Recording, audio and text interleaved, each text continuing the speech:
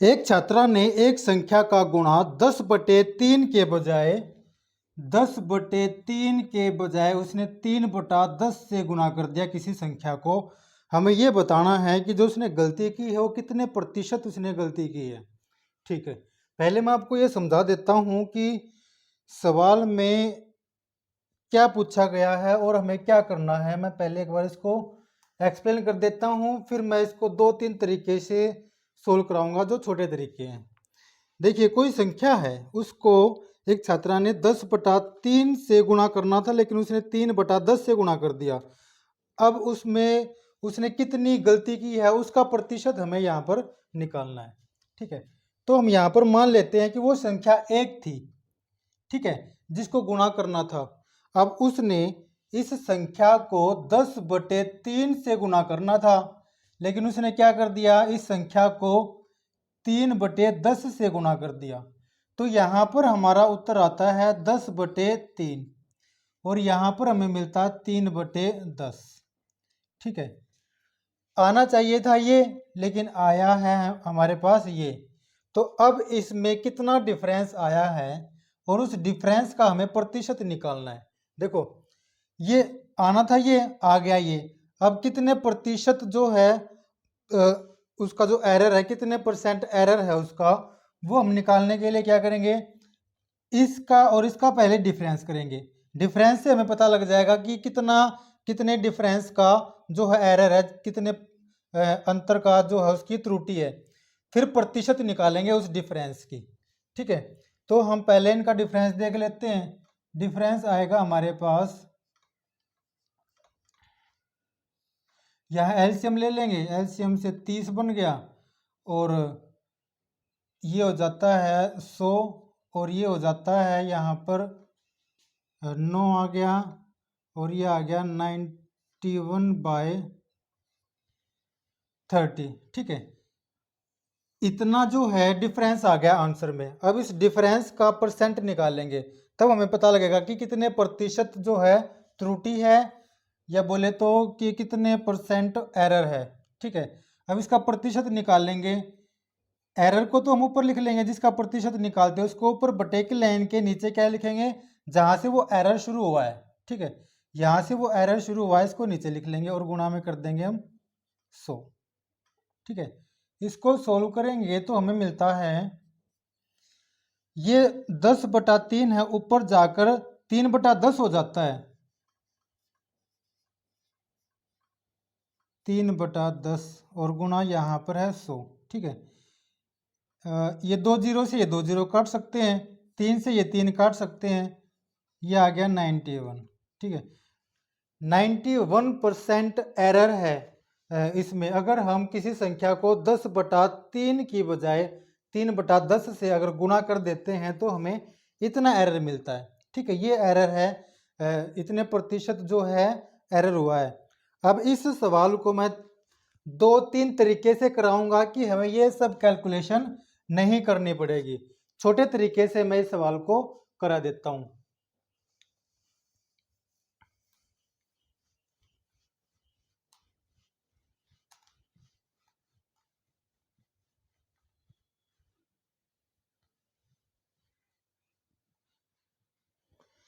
देखिए, यहाँ पर हमारे पास वो संख्या नहीं दे रखी जिससे हम इनको 10/3 या 3/10 को गुणा कर रहे हैं, वो संख्या हमारे पास नहीं है।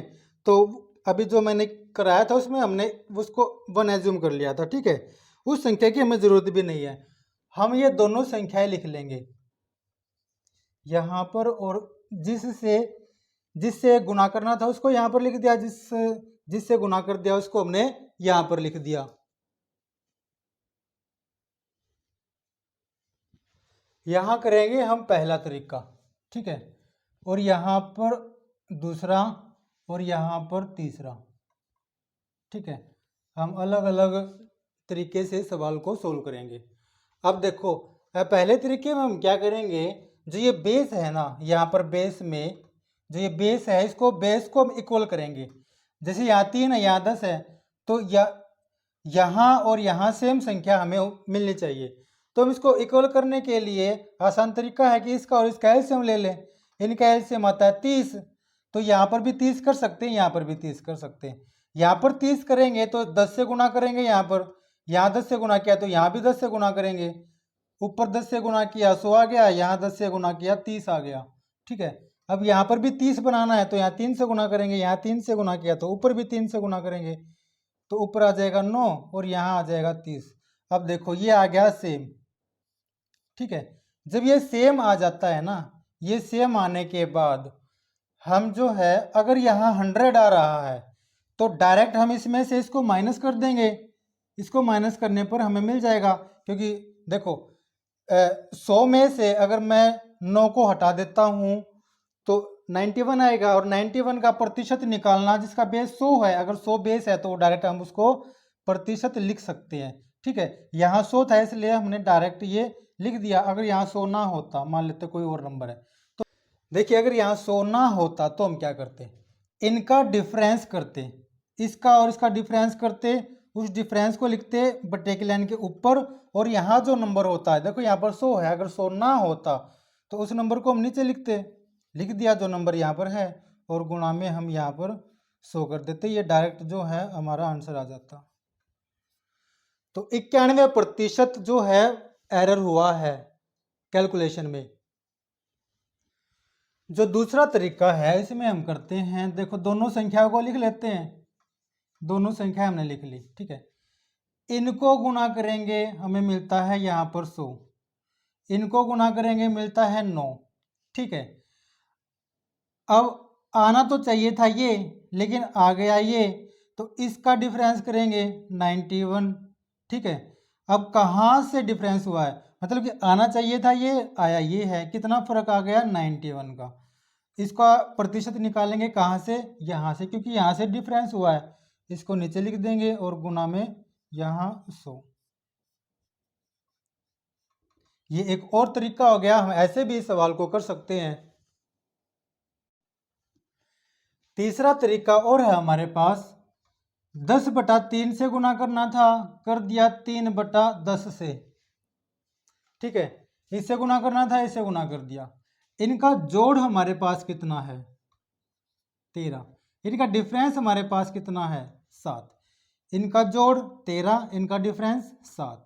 ठीक है, इनकी गुणा कितनी आ रही है हमारे पास 91, इनकी गुणा हमारे पास कितनी आई है 91। ठीक है, इस 91 के नीचे लिखेंगे इनकी गुणा करके, इनकी गुणा करके यहाँ लिख दिया और प्रतिशत निकाल देंगे, ये आ गया 91%।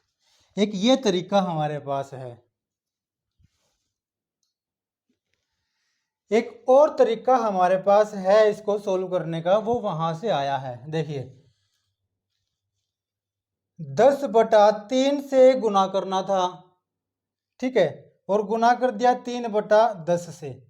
जब इन दोनों की गुणा अगर 100 आ रही हो तो हम डायरेक्ट क्या करेंगे, इनको जोड़कर और इनका डिफरेंस करके आपस में गुणा कर देंगे, जो आंसर होगा वही हमारा इस सवाल का आंसर हो जाएगा। अगर इन दोनों का मल्टीप्लिकेशन अगर 100 आ रहा है तो हम ऐसे करेंगे, अगर 100 नहीं आ रहा तो हम इस तरीके से करेंगे। यहाँ पर मान लेते हैं कि यहाँ पर 7 होता है, यहाँ भी 7 होता, तो दोनों को गुणा करके 49 यहाँ लिख देते, फिर उसका प्रतिशत निकाल देते। ठीक है, यहाँ से हमें एक ये तरीका जो है एक नया तरीका और मिल गया।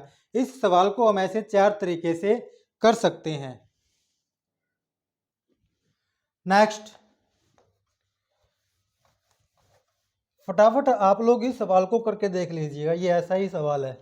ठीक है, और मैं भी इसको इन चारों तरीके से करके दिखा दूंगा आपको। अभी मैं रफ करूं, आप लोग इस सवाल को करके देख लीजिएगा।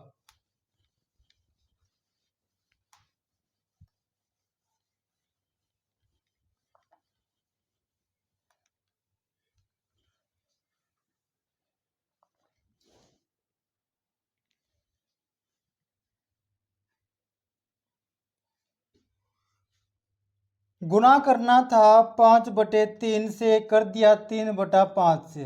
ठीक है, दोनों का बेस सेम होना चाहिए, बेस सेम होने के लिए एलसीएम होता है 15, तो यहाँ भी 15 और यहाँ भी 15, यहाँ 15 करेंगे, इसको 5 से गुणा करके इसको भी 5 से गुणा कर देते हैं, 25 आ गया। यहाँ 15 आएगा, 3 से गुना करके उसको भी 3 से गुना कर देते हैं, ये 9 आ गया। ठीक है, जब सेम आ जाए तो हम क्या करते हैं, इनका डिफरेंस करते हैं। इनका डिफरेंस आता है यहाँ पर 16 डिफरेंस आ गया। तो ये जो 16 है 16/25 करेंगे, क्योंकि हमें आंसर ये आना था। ठीक है, इससे गुना करना था। तो अब 25 को हम नीचे लिख देंगे और जो डिफरेंस है उसको ऊपर और गुना में कर देते हैं यहाँ पर 100। ठीक है, काटेंगे तो हमें मिल जाता है ये 4 और 16 चौक 64, ये हमें आंसर मिल जाता है। तो 64% जो है एरर हुआ है। ठीक है, अगला क्या तरीका होगा इसका, 5 3 3 5। ठीक है, इसमें मैंने क्या बताया था, इन दोनों को गुना करेंगे, यहाँ लिख देंगे 25, इन दोनों को गुना करेंगे, यहाँ लिख देंगे 9, इनका डिफरेंस कितना है 16। ठीक है, 16/25 गुना 100, 25 चौक 100 और 16 चौके 64, ये आंसर आ गया। ठीक है, तीसरा तरीका क्या था, 5/3 से गुना करना था, कर दिया 3/5 से गुना। ठीक है, वो मैंने क्या बताया था, इन दोनों को जोड़ो 8 आ गया, इनका डिफरेंस करो 2 आ गया, इन दोनों की गुना करो 16 आ गया। ठीक है, अब 16 के बटे में क्या लिखना है, इन दोनों को गुना करके 25 गुना 100। ठीक है, ये आ गया 4 और 16 चौक 64, 64% आंसर आ गया।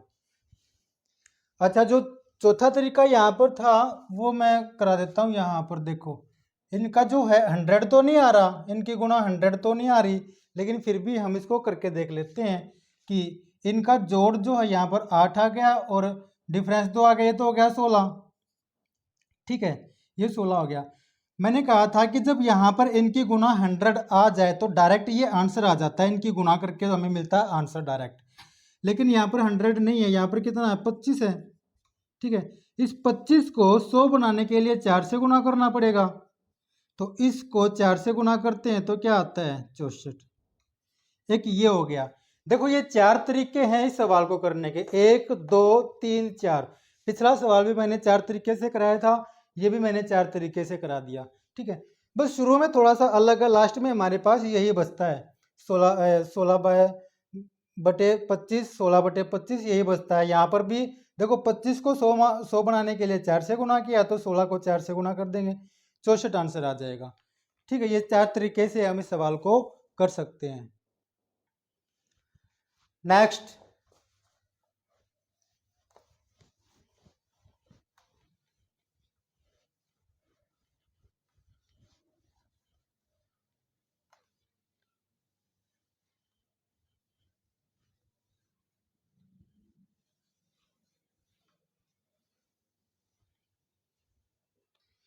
यदि 3 घंटे 40 मिनट की एक समय अवधि को भूलवश 3 घंटे 45.5 मिनट मान लिया गया हो तो प्रतिशत भूल क्या है। देखिए, सवाल को हम डायरेक्ट कर लेंगे, सीधा सा सवाल है, सीधा सा उसने पूछा हुआ है कि होना क्या चाहिए था। मैंने अभी जो सवाल कराए हैं उसमें जो होना चाहिए था उसको बटे की लाइन के नीचे रखा है ना। तो बटे की लाइन के नीचे क्या होगा, जो होना चाहिए था, मतलब कि 3 घंटे 40 मिनट। 3 घंटे में कितनी मिनट होती है, 180 और 40, 220 मिनट होनी चाहिए थी। ठीक है, ऊपर क्या लिखते हैं हम, जो होना चाहिए था और जो हो गया, इन दोनों का डिफरेंस हम यहाँ पर लिखते हैं, है ना। ये होना चाहिए था, हो गया क्या, यहाँ देखो साफ साफ दिख रहा है कि 3 घंटे 40 मिनट होनी थी, लेकिन हुआ क्या है 3 घंटे 45.5 मिनट। तो डिफरेंस कितना है, यहाँ पर हम साफ साफ देख सकते हैं, ये डिफरेंस है ना। तो ये डिफरेंस, अब इसका प्रतिशत निकाल देते हैं। प्रतिशत निकालने के लिए हमने क्या किया, 100 से गुना कर दिया, ये 0 से 0 कट गई, और जो ये 0 है इसके साथ गुना हो गई, तो ये आ गया। ठीक है, इसके बाद इसको आगे सोल्व कर देते हैं। 5/2, 11 से काट दिया। अब 5 को 2 से काटेंगे तो हमें क्या मिलता है, 2.5%। इतने प्रतिशत की जो है भूल हो गई, जब हमने 3 घंटे 40 मिनट की जगह पर 3 घंटे 45.5 मिनट मान लिया, तो 2.5% की हमसे भूल हो गई।